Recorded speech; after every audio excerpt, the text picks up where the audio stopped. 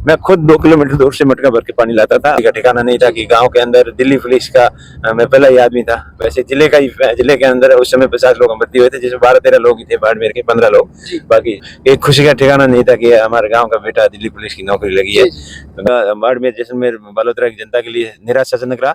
उन्होंने किसान कृषि क्लेम के अंदर बहुत ही बड़ा घोटाला किया। घोटाला क्या थे? वो खा गई टाटा एजी जैसी बड़ी कंपनियां नेताओं और अधिकारियों के साथ मिलकर। इन समय की परिस्थितियां कठिनाइयां बहुत मुश्किल थी और बड़े भाई खर्चा चलाता था और अपनी पढ़ाई जारी रखी। नमस्कार, आप देख रहे हैं सिटी तक न्यूज़। हमारी टीम राजस्थान के बाड़मेर में अभी आ चुकी है और चुनावी स्थिति जानने के लिए, और हमारे साथ मौजूद है उम्मीदराम बेनीवाल जी, और इनसे जानेंगे जो अभी राजस्थान का चुनावी माहौल किस तरह चल रहा है। तो सबसे पहले सर, आपका हमारे सिटी तक न्यूज़ पे बहुत बहुत स्वागत है। स्वागत है, धन्यवाद भाई साहब आपका। यहाँ मारवाड़ की तरह पे पधारे और हमारे समाचार पूछने के लिए हमारे बीच में है, आपका बहुत बहुत आभार जी। सर, अभी राजस्थान का स्थिति चुनावी माहौल कैसा चल रहा है? बिल्कुल जबरदस्त माहौल चल रहा है। आप देख ही रहे हो, कांग्रेस पार्टी के पक्ष में 100% माहौल है। और इस बार थार की लोगों ने, मारवाड़ के लोगों ने मन बना लिया है कांग्रेस पार्टी के पक्ष में मतदान करने का, और जबरदस्त उत्साह है, जोश है। और निश्चिंत होकर हम तो बैठे हैं कि कांग्रेस पार्टी यहाँ बड़े मार्जिन से चुनाव जीत रही है। जी।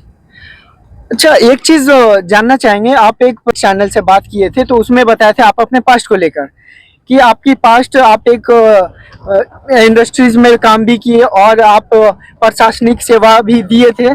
वो चीज आपको पता है तो उस पर थोड़ा आप चर्चा करेंगे। देखिए, मेरा जन्म यहीं यहाँ से 20 किलोमीटर साइड में अपना गांव है पुनियो का तला। वहाँ साधारण किसान की परिवार से मैं बिलोंग करता हूँ। साधारण किसान परिवार में मैंने जन्म लिया है।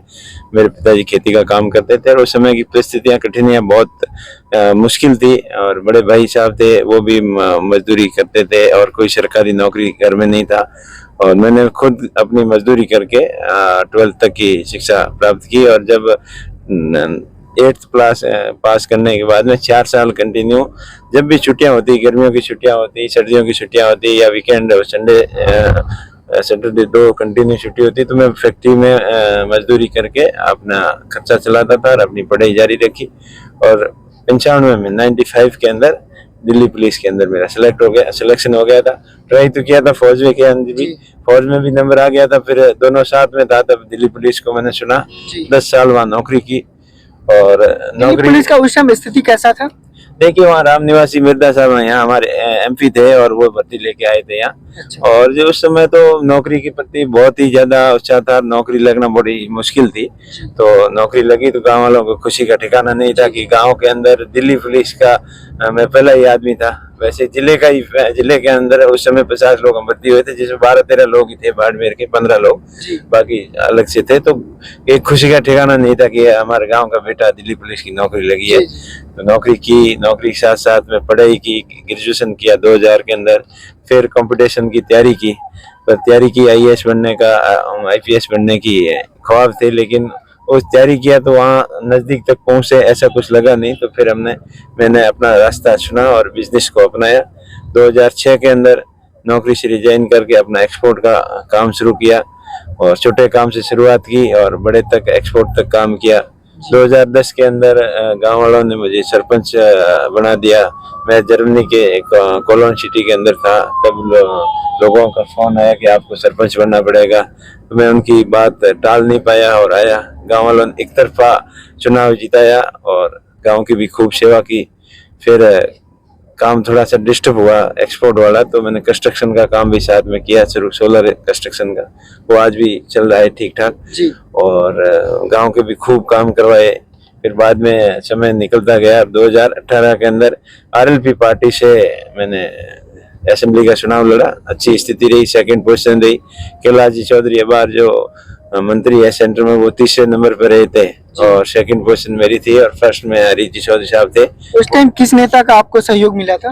देखिए, RLP पार्टी हनुमान जी ने बनाई थी, नई उस समय पार्टी का गठन किया और RLP पार्टी से 2 बार चुनाव लड़ा और पूरे मन से, तन से, लगन से लड़ा। लेकिन RLP पार्टी का पिछली बार 3 सीटें आई थी और फिर बीजेपी के साथ में गठबंधन हुआ तो पूरी 25 की 25 सीटें जितवाई। और अब भी कांग्रेस पार्टी के साथ में गठबंधन हुआ और यहाँ बाड़मेर जैसलमेर के लोगों की इच्छा थी कि आरएलपी के सिंबल से चुनाव जीतना थोड़ा टफ है, तो जी। लोगों की इच्छा थी कि कांग्रेस पार्टी से चुनाव लड़ो। फिर लोगों की भावना को देखते हुए कांग्रेस पार्टी ज्वाइन करके कांग्रेस पार्टी से अभी चुनाव लड़ रहे हैं और अभी कांग्रेस पार्टी की विचारधारा रीति नीति से जुड़कर सबको 36 कौम को साथ लेकर मजबूती से चुनाव लड़ रहे हैं, मजबूती से अपने क्षेत्र का प्रतिनिधित्व करेंगे और क्षेत्र को हर दिशा के अंदर आगे ले जाने का प्रयास करेंगे। मेन हमारा फोकस रहेगा एजुकेशन पे, शिक्षा के, क्योंकि मैं जिन अभावों से परिस्थितियों से गुजरा हूँ मुझे पता है कि एक पढ़ने वाले बच्चे की ग्रामीण एरिया में क्या समस्या हो सकती है। तो पढ़ाई का लेवल अच्छा होगा तभी जाके आगे फ्यूचर अपना अच्छा होगा, क्योंकि मैंने देखा वहाँ प्राइवेट स्कूलों के और सरकारी स्कूलों के अंदर फर्क है। जो मेरे बच्चे वहाँ डीपीएस स्कूल में पढ़ते हैं तो मैं पेरेंट टीचर मीटिंग में जाता था तो मैंने देखा कि सिस्टम में क्या ऐसा गांव की स्कूल में इनमें क्या फर्क है कि इतनी महंगी फीस है इतना। तो एक तो उनका इंफ्रास्ट्रक्चर और दूसरा कि सिस्टम जो डिजिटल स्मार्ट बोर्ड वगैरह उसके माध्यम से, तो मैंने सोचा कि ये व्यवस्था मेरे गांव में क्यों नहीं लागू कर दूं। तो मैंने अपने खुद के खर्चे पर 50 स्कूलों के अंदर स्मार्ट क्लासरूम बनाए और वो सोचा कि प्राइवेट स्कूल के अंदर जिसकी नौकरी नहीं लगती है वो जाके पढ़ाता है और सरकारी स्कूल में लाखों में से हजारों सैकड़ों सेलेक्ट होके आते हैं। तो एकदम होशियार आदमी है जो सिलेक्टेड है वो सरकारी स्कूलों में। तो ये प्रयास किया कि डिजिटल सिस्टम के माध्यम से ग्रामीण क्षेत्रों की स्कूलों की शिक्षा व्यवस्था को बढ़िया बनाए। बाबा साहब भीमराव अम्बेडकर का सपना था कि अपना देश शिक्षित हो और विकसित हो, आगे बढ़े। इस दिशा में प्रयास तो खूब हुए लेकिन कहीं न कहीं अभी तक उनके सपनों तक जाना बाकी है। मेरा प्रयास रहेगा कि अपने इंडिया की, अपने क्षेत्र की शिक्षा व्यवस्था यूरोप जर्मनी जैसी हो और ऑस्ट्रेलिया अमेरिका जैसी हो। तो वो सिस्टम में बदलाव लाएंगे जन सहयोग से, अपने खुद से और सरकार से, सरकारी जो CSR फंड से, जिस तरीके से हो उस तरीके से एजुकेशन के सेक्टर में नया बदलाव लाएंगे, नई क्रांति लेकर आएंगे ताकि आने वाला फ्यूचर बच्चों का अच्छा हो, अपना एरिया आगे बढ़े, डेवलप हो। इसके साथ साथ मूलभूत सुविधाओं को पूरा करने का प्रयास करेंगे। पानी की इस क्षेत्र के अंदर बहुत बड़ी किल्लत है। कहते हैं लोग यहाँ के कहते हैं कि जो नेता यहाँ से जीत के जाते हैं सबसे बड़ी समस्या राजस्थान में पानी की होती है। जो नेता जीत के जाते हैं दोबारा नहीं लौटते। देखिए हमारा प्रयास है, हम तो जमीन से जुड़े हुए हैं, हम किसान के बेटे हैं, हमें पता है कि एक मटका पानी की वैल्यू क्या होती है। या मारवाड़ के क्षेत्र के लोग जो पानी की विकट समस्याओं से हमारे पूर्वज गुजरे हैं, यहाँ घी दूध से ज्यादा पानी की वैल्यू होती थी और ये हमने समस्या को फेस कर रखा है। मैं खुद 2 किलोमीटर दूर से मटका भर के पानी लाता था और जब बच्चा था तो छोटा मटका होता है वो छोटा मटका लेके आना पड़ता था और खुद पानी की क्या अहमियत है वो मैंने समझी है। तो मेरा प्रयास रहेगा कि बाड़मेर जैसलमेर बालोतरा क्षेत्र के अंदर हर किसान के खेत तक पानी कैसे पहुंचे, इसके लिए मैं ईमानदारी से, लगन से मेहनत करूंगा और ये काम करके दिखाऊंगा। जनता का आशीर्वाद रहेगा।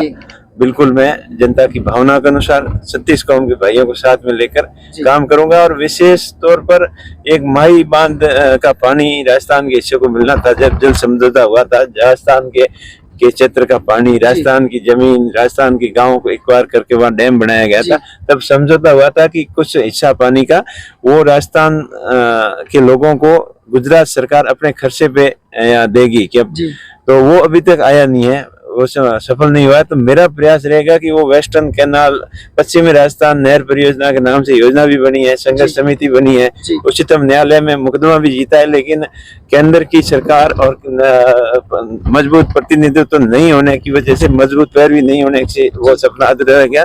तो मेरा प्रयास रहेगा कि माही बांध का पानी राजस्थान के जालोर, सिरोही, जोधपुर और बाड़मेर जिलों के अंदर आए और प्रत्येक किसान के खेत तक पीने का पानी और खेती का पानी पहुंचे।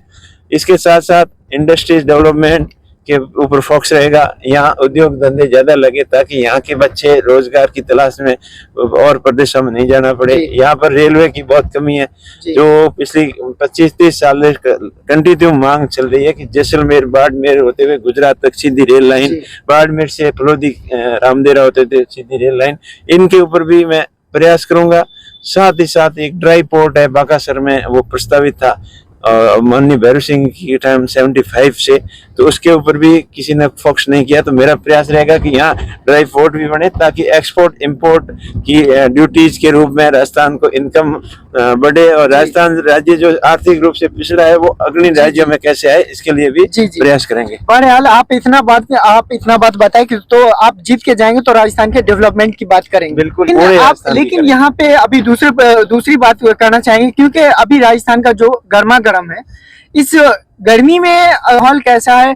कौन सी जाट समाज का या SC ST समाज का या माइनॉरिटी का आपको कितना सपोर्ट मिल रहा है? देखिए, कांग्रेस पार्टी सबसे पुरानी पार्टी है। देश को आजादी दिलाने में कांग्रेस पार्टी का महत्वपूर्ण सहयोग रहा, और किसानों को खातिरदारी दिलाने में हो, चाहे किसानों की मूलभूत सुविधाओं के लिए हो या SC ST उत्थान के लिए हो, हर प्रत्येक मोड़ पर प्रत्येक समाज के प्रत्येक वर्ग तक कांग्रेस पार्टी ने मजबूती से काम किया है।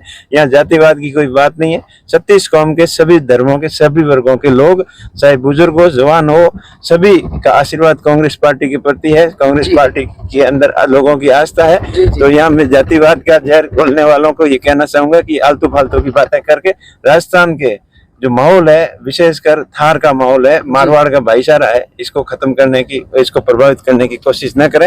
यहाँ 36 कौम के लोग भाई की तरह रहते हैं।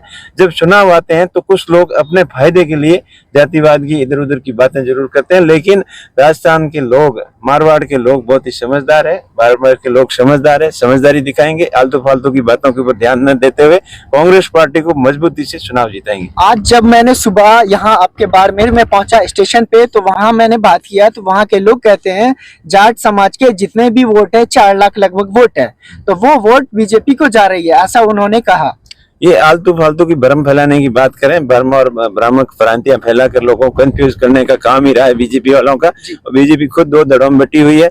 एक तो निर्दलीय के रूप में जो अपने आप को बीजेपी के मालिक बताते हैं, जो पदाधिकारी हैं, जो RSS संघ के हैं, और सारे अग्रिम संगठन है बीजेपी के लिए जो काम करते हैं, RSS हो चाहे सेवा दल हो, वो सब एक निर्दलीय प्रत्याशी के साथ में मजबूती से खड़े हैं। चाहे उनके जिला परिषद सदस्य, उनके पंचायत समिति सदस्य है, उनसे संगठन के तमाम पदाधिकारी उस निर्दलीय के साथ में खड़े हैं। और एक तरफ बीजेपी के पूर्व जो अभी केंद्रीय मंत्री हैं फिलहाल, जो कैलाश जी, वो चुनाव लड़ रहे हैं। तो बीजेपी के जो सेंट्रल की टीम है और यहाँ राजस्थान सरकार, उनके ऊपर खाली दिखावे के रूप में उनके साथ खड़ी है, लेकिन मूल रूप से सपोर्ट नहीं कर रही है। दोनों आपस में कंफ्यूज है, तो कंफ्यूज की बातें करके लोगों को आपस में लड़ाने का काम करेगी। मैं बाड़मेर जैसलमेर बालोतरा की जनता से अपील करता हूं कि आप फालतू की बातों में ध्यान में नहीं देते हुए कांग्रेस पार्टी को मजबूती प्रदान करावें। और अभी वर्तमान परिस्थितियों को देखते हुए जो देश की हालत है, जो किसान की हालत है, जो जवान की हालत है, वो महंगाई का मार जो जिस देश के ऊपर पड़ रही है अभी, और आर्थिक स्थिति देश की खराब है,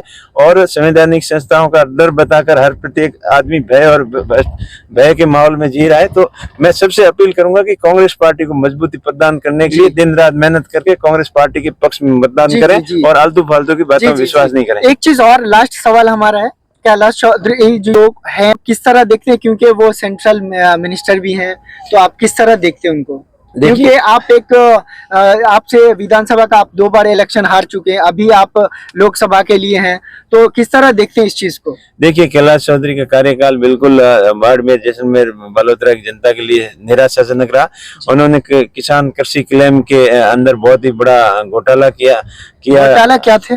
घोटाला ये था कि जितना बीमा कंपनियों ने प्रीमियम सरकार और किसानों ने लिया, उसका 1/100 भी क्लेम नहीं दिया। क्लेम खा गई टाटा एजी जैसी बड़ी कंपनियां, नेताओं और अधिकारियों के साथ मिलकर इनने पैरवी नहीं की मजबूती से, किसानों का क्लेम तक नहीं दिला पाए। तो किसानों का उनके ऊपर से विश्वास उठ गया है और एक बिल्कुल 100% फेलियर साबित हुए।